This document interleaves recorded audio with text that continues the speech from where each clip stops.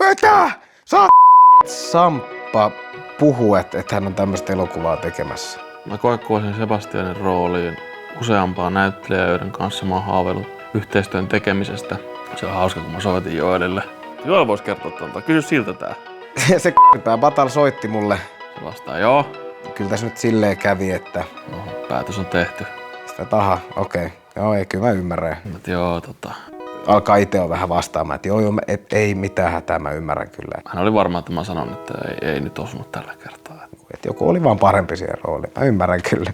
Joo, hoki siellä, että hän tietää. Joo, et nyt valitettavasti tilanne on se, että sä joudut nyt tekemään tämän elokuvan mun kanssa. Mitä? Saatana muu! Viitit se huusi siellä jotain, en mä saanut kaikesta selvää. Ja sit mä olin just koirankaan ulkona ja sit mä huusin jossain Lapinlahden puistossa ja ihmiset säikkyy ympärilleen. Mä tajusin, että jos Joel Hirvonen näyttelee Sebastiania, niin tästä leffasta tulee niin sydämellinen kuin tästä leffasta tulee.